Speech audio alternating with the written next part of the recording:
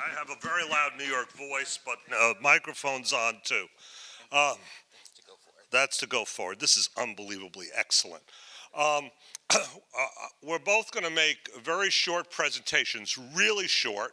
We're going to also then have a very short exchange with each other, but we really want to maximize questions. So that's what we're going to start doing this. So just to start off, I am an adjunct professor here at GW. For the last 12 years, I teach 2 interdisciplinary courses on sustainable energy in the Graduate Urban Studies program, including the first course in the country on renewable energy and critical infrastructure. And I also teach at Columbian College and am the Sustainable Energy Director of the Environmental Energy Management Institute here at EEMI. So, and then I also have a 22-year-old renewable energy owners rep business globally, and I am actually hired, even with this beard, for various local governments, infrastructure owners like communications and data centers and pipelines and buildings and building developers on integrating, maximizing high-value energy efficiency.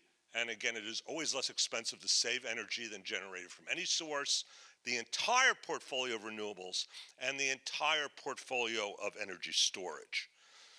So I'm a practitioner. So I want to talk a little bit about infrastructure, and you'll be able to get this PowerPoint, but there's been a lot of talk, can cities deal with and sustain themselves with the pressures of climate change? And that means sea level rise and more flooding, obviously higher intensity hurricanes and monsoons, forest fires in some areas.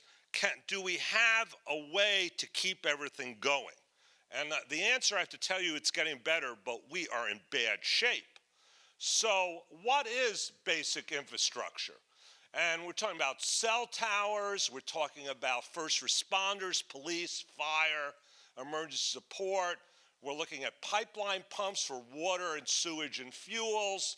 We're looking at transportation lighting. After Katrina, the signal lights were off, the grid was dropped down, and we couldn't get emergency responders through the streets until we dropped units to get the intersection signal lights working. River and port and airport lighting and communications, and of course, data centers. Not only the big ones, like Google has, but little in-building ones too. We are really, really dependent. In buildings, we have Wi-Fi. Well, obviously, we have operating rooms in hospitals. By the way, during Hurricane Sandy, or Superstorm Sandy, I guess is the better word, we had 5 hospitals that had to move people out of operating rooms during their operations because the diesel engines either didn't work or they couldn't get diesel to the hospitals. How ridiculous. And we had elevator shafts and, of course, HVA systems. And in communities, if you have longer-term outages, how about the ATM machines, refrigeration for food and medicines and vaccines, local health care, so you keep people away from the hospital so they can go to their eye doctor or their physician, gasoline pump islands so they can get fuels, or schools as conversion points for first responders or for people who are displaced. So the current energy system is large centralized systems. We are oozing into distributed energy systems. And the whole approach is we are following the self-healing grids of our telecom system. When a cell tower goes down, or the whole system doesn't fall, the other cell towers instantly know that that's when cell towers go down, and they triangulate around it and they take over the work. When data centers go down, which they do all the time, does the internet fall? No. Other data centers sense and take over the work. So what we are doing within our energy system is putting in energy storage. We are putting in distributed energy along transmission lines, transmission substations, distribution lines, distribution substations, and at the end use in communities, campuses, and buildings. That's the goal, and have it all interconnected with the marvelous systems set up to do that kind of interconnection on the internet. So there we go, and I'm trying to move this forward. How do we do that? So we see cities bringing in microgrid. This is Illinois setting up a community microgrid. This is Chicago developing one of the first clusters of microgrids. And microgrids, again, are a set of renewable generation, sometimes also with diesel or natural gas, but renewable generation around usually battery storage, but other kinds of storage, so they can seamlessly detach from the grid when it is not working, and then seamlessly go back onto the grid and support it when it is working. This is looking in California about paying microgrid owners to boost California's grid to stabilize it. We're doing the same thing in Puerto Rico. Puerto Rico's first intermunicipal microgrid is being developed last year with Idaho National Laboratory. Very exciting. But we have 44 microgrids now in Puerto Rico after those 3 horrible hurricanes. We have San Diego and Gas has a microgrid and battery storage facility. Is the largest, they say, lithium-ion one in the world to keep their fire stations and other first responders going. We have a northern country, San Diego one, supplying with battery storage. And by the way, while I have lithium up there, we are transforming away from lithium to lithium iron phosphates, which have no thermal runaway. We have absorbed glass matrix batteries, we have vanadium batteries, we have sodium batteries, we have nickel batteries, we have aluminum batteries. We are starting to see a diaspora of batteries, so don't get stuck in that we're only stuck in this lithium-ion mix. So the infrastructure bill passed in December of 2021 has about $400 billion in all this sort of mixed energy stuff. And then the other trend you need to talk about is community renewables, community solar in cities. I want to remind you, low-income populations pay the highest energy rates. Low-income populations experience the worst electric power quality, meaning surges blow out their appliances and electronics. Most waste from fossil and nuclear generation, guess what, is stored in low-income areas. Most electric power outages occur in low-income areas because they have older power lines and older substations, and energy regulations in terms of plant siting and upgrades are sort of usually away from working with the people living in low-income areas. So there's a lot of work on community solar in historic districts and buildings with limited solar access, because obviously urban areas have things that block solar access on roofs. So how can we do it? And by the way, over half of what I call the distributed solar in the United States, which is in gigawatts, is using community solar, where a city, a university, a closed plant donates land near a feeder line, the solar or small wind or biomass is financed, and people can sign up and get green power. And so there's a whole issue on community programs. This is where community power programs as of 2022 by the Institute of Local Self-Reliance are which states are doing the best. And and then there's a big move for interactive buildings, and somebody just mentioned this earlier, of can we, and by the way, I have 2 self-powered buildings in Arlington, Virginia that you are welcome to tour for free, and I don't interact with the grid, but I just totally self-power. But what we're starting to do is saying, can we use renewables and battery systems and smart controls to support the grid, so when it's starting to teeter, we can keep it stable.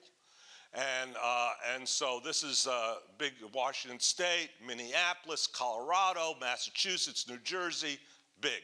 The last thing on buildings, building codes are important. Buildings are up there for, my house is 100 years old, and buildings live a long time, so you want to make sure the codes are modern.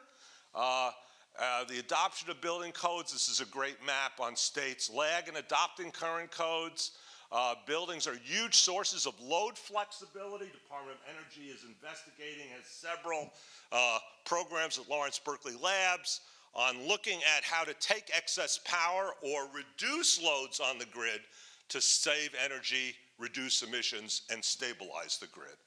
And this is, a building in the other direction.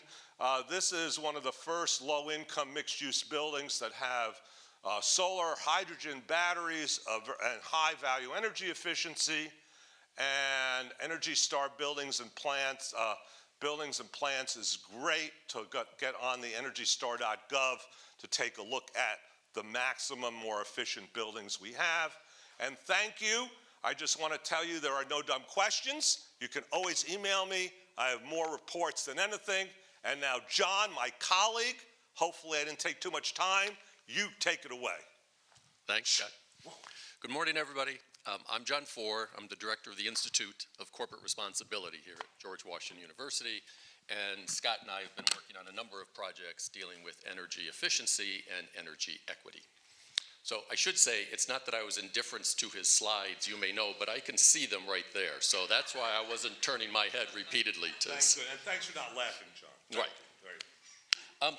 Well, what a great vision, what great ideas, what great technologies, but I think it's worth asking the question, which I often do, is who's going to pay for it? And yes, of course, you'd mentioned the funding from the infrastructure bill, but it's not enough.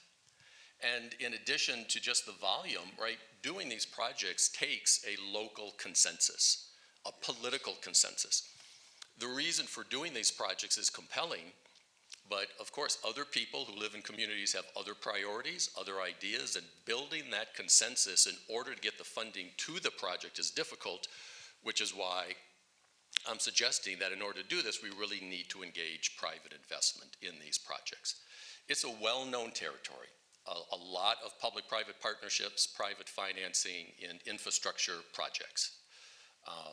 But also, in order to attract this private financing, right, these projects have what we generally would consider, if you agree, kind of long-term benefits and kind of not easily definable or quantifiable benefits that come to the bottom line, right? Not all the time. So finding that financing can be a challenge. I'll put it there. I'm not saying there aren't any bottom line benefits. Well, just interrupting. I mean, we have, I'd say, over half are privately financed now through power purchase agreements, right, leasing, shared savings, which is pay as you go, but it is absolutely cost effective, and that's why the private sector deals with it. Exactly. But we have a lot of projects getting to the ESG, particularly in lower income areas where you're going to need more than that. You're going to need some other financing approach that takes in that longer term, not simply highest return approach where private capital goes. So I'll go along with you on that. Well, perfect, and that was the segue. There are, of course, attractive investments, right, for the private sector, but there's many needs in communities where it's not as attractive. Yes. So how are we going to find the financing and the funding for those projects? And as you and I have been talking a lot about, particularly through the lens of energy equity, right? Correct. So my suggestion and proposal is that one way of doing that is really embracing ESG, environment, society, and governance, which we can talk a little bit about. And some of you may hear that in reference to anti-ESG. So there's actually a bit of a pushback. If you have questions, we can talk about that. But I think embracing ESG and what's behind it is one way in order to find financing for these projects, right? So the idea is, if we're going to find these projects, the first thing to do is to bundle the investments. If you're going to do this through an ESG lens, it really doesn't help bring to market just one impact and one project. We want to look across the spectrum of different outcomes and different benefits, and framing those across the ESG spectrum then helps the investor, because then they can start to report what their ESG impacts are, which is what the investors want to see, where the money is. The investors that I talk to, and this is in really the impact investing space where I work, today, all the conversations about ESG. It's also a little ironic that if you ask people, well, what do you think it means? They go, well, we don't really know. But every time an investment decision is going to come up for an investor, ESG is going to be part of the conversation. So having multiple outcomes, multiple impacts will be a real benefit. So that's number one. Number two, if you're going to do those multiple outcomes, we really have to do a better job of engaging the local community and finding out what their priorities and their preferences are. There's no shortage of ESG scorecards, ESG metrics, ESG frameworks. Honestly, there's dozens. But those are really kind of looking from the outside, looking in, and having people try to grab something that looks good or sounds good or they think will be useful. But if you're going to bundle these projects and be successful, you really need a community engagement of what do they want, what will resonate with them. So then you can build that coalition that I talked about. When you're doing that, the third thing that we need to do, and there's 4 of them, right? And then we'll come back and talk about them. The third one is what we call wraparound infrastructure. And what that means is ESG costs money. Many things that you'll want to do in order to engage the community, address energy equity issues, social, racial, environmental equity issues, it's going to have to cost more money. And for many projects, people are a little bit resistant because that just raises projects' costs. So that doesn't make it as attractive to the private sector. But a wraparound means that you bring in not only the institutional investors, but you bring in impact investors.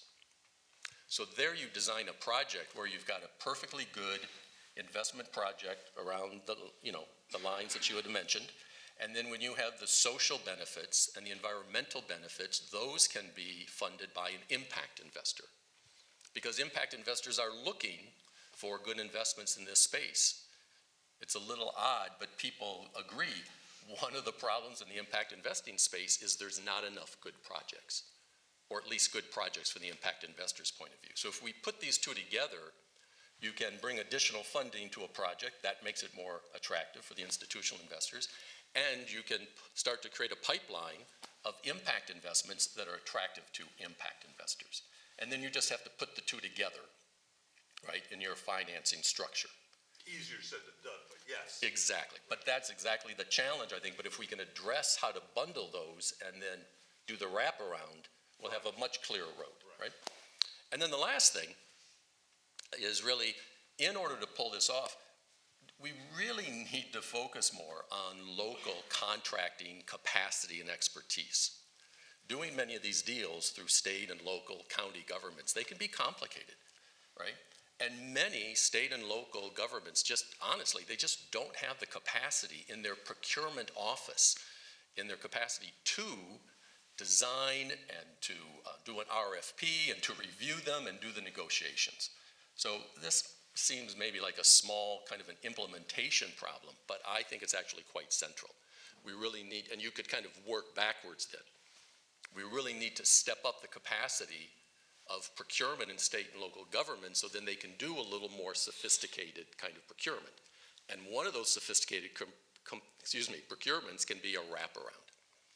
And if that's your goal, as you design and develop that wraparound, you engage the local community to find out what their preferences are. And then once you have that, you can bundle it all up, package it up, and get it financed in an ESG context so that it's attractive. So those are kind of the stages and framework, right, that I was thinking of. Okay. You want to make an immediate response? Then I have some questions for you. Okay. I just wanted to say the immediate response is, if you're looking at the half of the investment world where it cannot be financed under the traditional approach that we do now, local governments, both state and local governments, have created green banks, right, to try to do that. Some pretty capable, some very feeble at the moment. We do also have local government system benefit trust funds where they actually collect 25 cents every month off of every ratepayer, focused towards low-income areas to do it. And again, mixed success on that, but a good concept, potentially being able to scale up a little bit to do what you're talking about. Yep. And we do have some philanthropic entities like Rockefeller Foundation, others, and the Rockefeller Family Foundations, plural, that do things like that. That has helped. But I totally agree with you on that. And I think that's where the innovation is going to have to come to really get these mixed benefits. And I guess the question to you, if I come back to this point for a second? Yeah, why don't you come back to that point? Which is, I mean, what you're talking about is a term that's thrown around a lot, which is blended financing. Right, very popular. And even technically, on just the financing side, sometimes that just means a mix of debt and equity in a given investment. But what you're talking about is bringing in government, foundations, right? Other organizations, CDFIs. Correct. And then what we really don't know very well how to do, to your point, right? It sounds good to do a wraparound, but how do you do it? Is how do you develop and make innovative financial instruments and structure them in a way so you can take in these different sources of money. We really don't do that very well, right? We don't do that very well. Very slotted. Grants go to this, equities goes to that, right? And what would work better if those investments went to a project as a piece of a project, but was viewed as an integrated way, right? So that way you can leverage a government grant, because then it's being matched with private investment, but it's the project which benefits. So again, therefore you can spend the money on the facilities and on kind of the hard infrastructure, but also bring money for the softer infrastructure and capacity, which is on the equity side. So I just want to underscore, I agree 100%. We're just not very good at having those packages and putting them together because we don't do it very much. But I think if we're going to reach your vision, that's where we need to spend some time and develop the models and the experiences so people then can see how it works. 100% agree with how you're doing it. I think we need to open up for questions, though. So, Janine, you're first, so why don't you go first?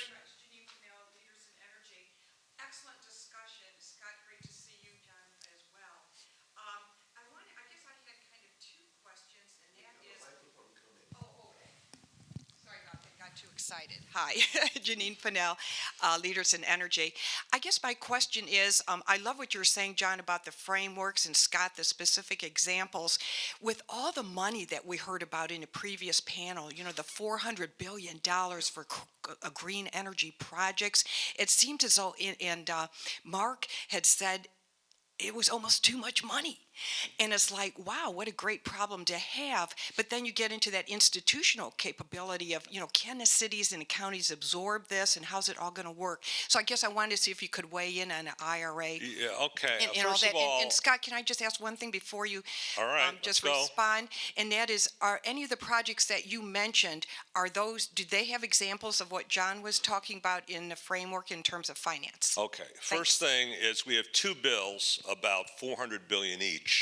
But remember, they don't go to one place. So the infrastructure bill that was passed December 2021, it is going to state and local governments for a wide range. So some to highways and EV charging infrastructure, some to communication systems and safety systems, some in backup lighting and information systems. So some to airports, we're doing a lot of renewable energy stuff with it.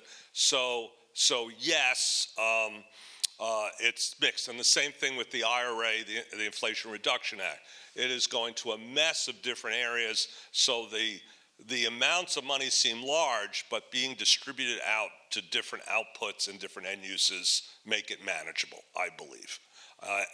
The second issue is, yes, in certain states and local governments that already have been thinking about green banks or doing what John talked about, adding these extra benefits, and the Biden administration has been very clear they want low-income, underserved communities focused upon. We have some of that starting out. But it's still going to be a rough road because we're not mature in how we do it. We're at the learning stage. So part of this, the conferences like these are to get local governments and local groups to not only look at the issue, but look at how these funds are being directed and see how they can be as agile, though legal, in driving a multiple benefit agenda. And it can, by the way, which can still make it be very economic, just not the same return as a private finance project, but still very economic and replicable. John, do you have a comment? Yeah, I think, you know, your point of almost too much money is interesting because that's exactly the world in impact investing. There is no shortage of money in funds looking for projects. It sounds kind of odd, right? But believe me, there are people putting money into funds and they're having a hard time allocating it on the schedule because the information about the return, the finances, the due diligence, it's just not available and it's expensive to do. So there's kind of a backlog. So same thing on the private side. And you're right, of course, right? But I also... That's the nicest thing you ever said to me, John. Well, we've got 13 more minutes, so there's a chance.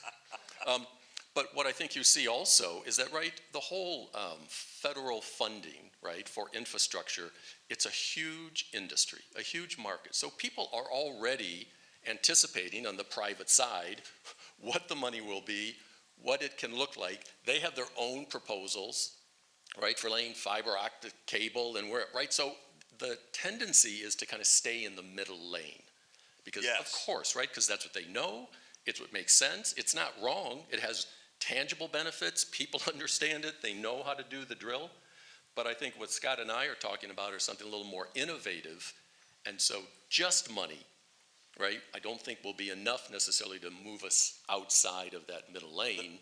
And it's why I was suggesting if we kind of take on that ESG mindset and say, well, let's do multiple impacts, right? With the same amount of money. With the same amount of money. Exactly. Then you'll bring in multiple benefits and multiple constituencies who will support something that otherwise would be a little innovative, a little on the fringe, and people just don't want to go there or it's too much trouble.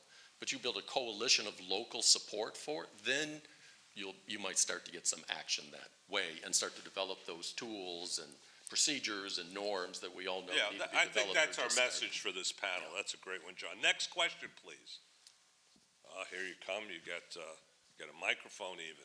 Unbelievable. Thanks, Scott. I'm interested in the value proposition that does not include national security. These microgrids that you brought up, what value, national security value, do microgrids have that nobody's talking about? Well, that's a great question. I think, generally for microgrids, we're looking at local resiliency. But local resiliency has a lot to do with national security. We are we're an industrialized country. We're in a networked world. We have represented my bearded associate here from Google.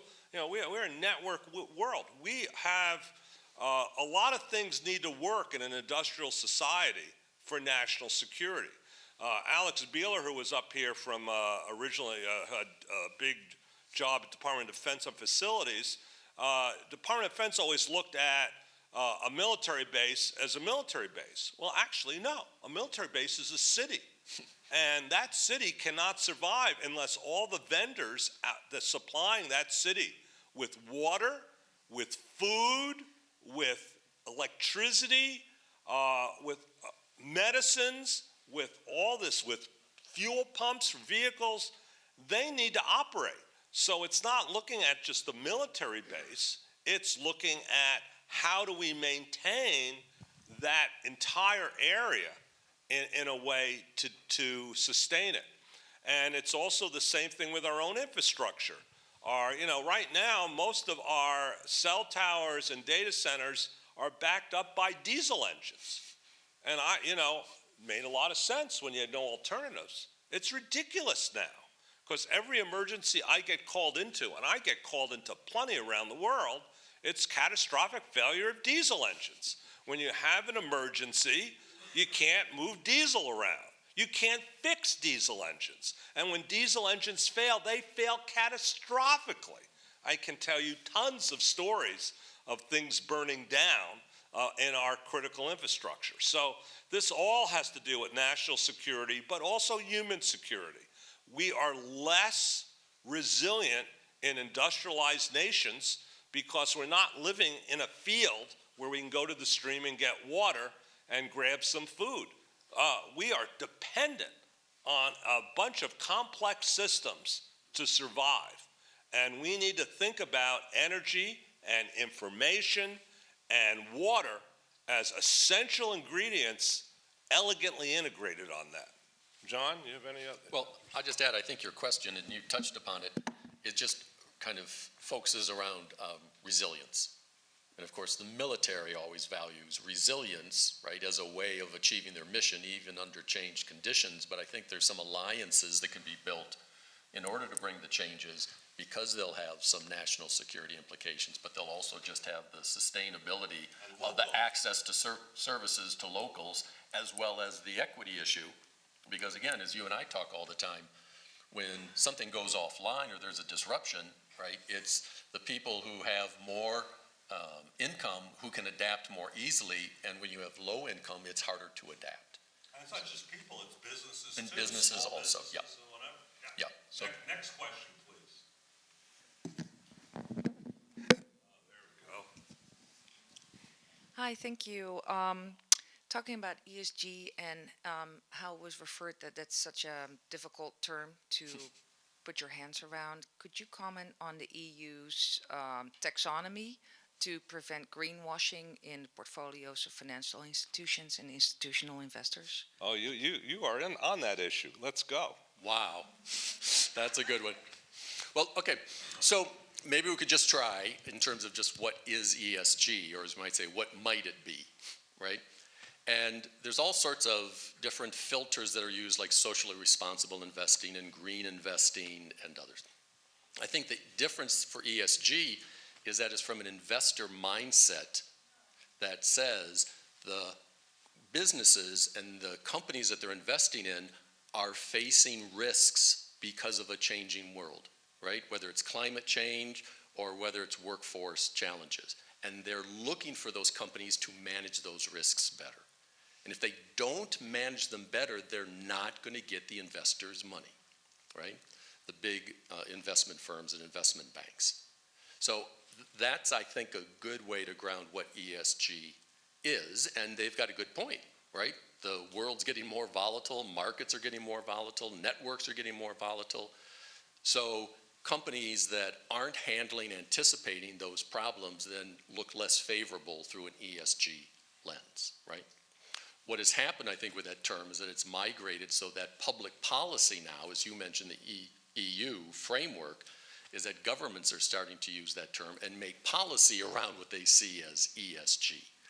But it's a slightly different take in terms of whether an investor says, do I want to put my money in there or not, versus a public policy that says, these are the practices you should adopt so we achieve those. And what's confusing is that, of course, we end up talking about the same thing. Right? Zero carbon emissions. Sometimes it's DEI. Sometimes it's conservation. Sometimes it's not corruption. Right? The same policy outcomes tend to be in the discussion, but it's just two very different lenses. So, and lexicons, yes. yeah. So, of course, the EU, not only in that framework, but in several other areas, are being quite active in developing principles and policies focused on corporations to try to make them more accountable and less, like you're saying, less greenwash, right? So that's just a more of a regulatory EU approach. I think in the US, we're still going to be working with a lot more voluntary compliance, corporation sectors feeling the pressure from their workforce, from their customers to be more sustainable and to be more transparent about that sustainability. But there's no doubt the pressure is there. And it's just the EU right now is taking a little more of a legislative policy orientated. The US is taking a little more of, say, a corporate social responsibility orientation. And the pressure's the same. And I just want to add saying, and I agree with everything John said, obviously businesses greenwash. There's no question that's true. But I've seen some of the attacks where I don't agree with the attack. You know, a business, you know, in the western part of the United States that's dealing with drought, they're looking at water savings. And that may be their highest priority. It's actually a very important thing in relating to climate change. And I think it's an ESG thing. I've seen them being attacked because they were doing it anyway. But it's a huge issue. It's not a minor issue, so they're putting all their money in that to be sustainable. So I also think we need to be smarter a little bit and understand what's driving. You know, if I'm running a business, I'm going to pick the things that not only are important to important to my bottom line, but fit maybe the highest risks I'm facing in my niche of life or in the particular region that I'm in. And, you know, so it may not fit neatly in a government matrix, let's put it that way. Yeah. So I'm a little squirrely about some of this stuff, to tell you the truth. I'm not 100% happy with the rating systems, even though they're trying to be good, all right, and do good. I'm just going to add on top, I think what you're pointing out is that there's a pressure for getting companies to do things that have a certain societal impact, environmental societal impact, so that's fine. But companies are also under pressure to demonstrate that they themselves as an organization and an entity are at a certain level, and sometimes those don't end up, right? A corporation looking to authentically have zero carbon emissions may not end up, if that's their effort, may not actually have any net social benefit. So I think there's a tension between people who sometimes are looking for both, which is fine, but the arguments, discussion have to be a little more nuanced and a little more informed rather than just throwing rocks at people, because what they're doing isn't achieving what that group Exactly. wants. We're down to 3 minutes, so we'll take maybe a question or two. Anybody have a question? Got one all the way back there.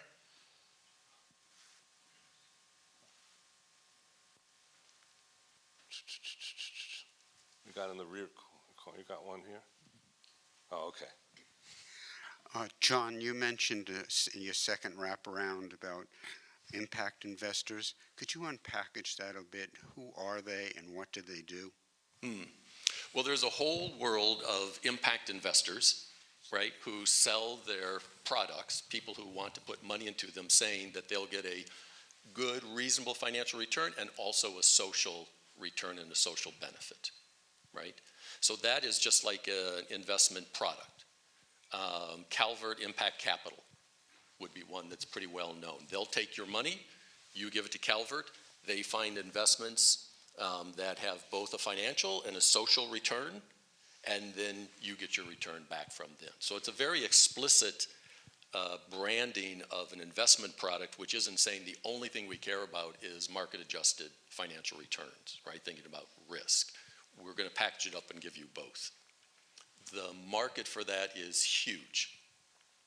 The distinction, I think, to draw is that it doesn't take long to think about it, that every investment that you make, at least kind of conceptually, is going to have some kind of positive benefit and some kind of negative benefit. You probably couldn't have that if you wanted to avoid it, right?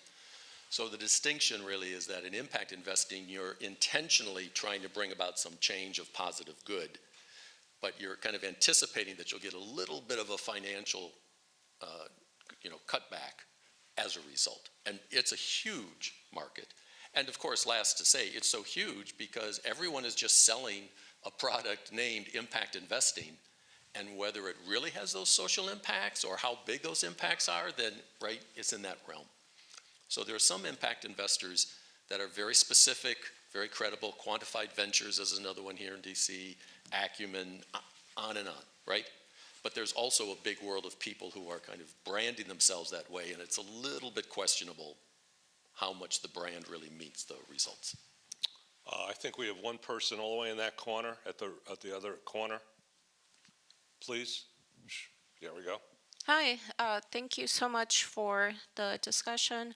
I was wondering if you could talk a little bit more about workforce development. I've come across a term from the EU called flexicurity, providing security and flexibility for both the worker and the employer. And it comes with a variety of principles along the lines of lifelong learning and training and being aware of demand and supply. Generally, I am hoping that the climate bills at the federal level will support meaningful employment. Okay, I have to end you there. Yeah. We're really out of time. I'm going to Okay. answer that in 30 seconds. Okay. Since I've been doing a lot of workforce training. We have new technologies coming into the market and new business models. And so we have to adapt to these technologies, and obviously we should focus on population centers where there's high unemployment so we can bring these lower income people into the new industries of the future. There's a lot going on around the world. I am generally unhappy with a lot of it because after they train them, they go, we'll have a little fair or good luck, and we'll see you later. And that's horrible. So we're doing some projects with the state of Maryland, for instance, where we're getting projects done by local government, and the vendors that win it have to hire the people we train as interns or part-time employees or apprentices, or they can't get the job. And hopefully those people then get experience in real jobs in their emerging profession that they've just been trained in, and can either be picked up by these companies or other companies. So there has to be a pull into the market with the industry, not just training people and saying good luck. And I'm very unhappy with that, because we're mostly doing the good luck thing, and we got to change it. And I want to thank John, and I want to thank the conference organizers, and I want to thank you. Have a great day. Great job, buddy. You did a good job.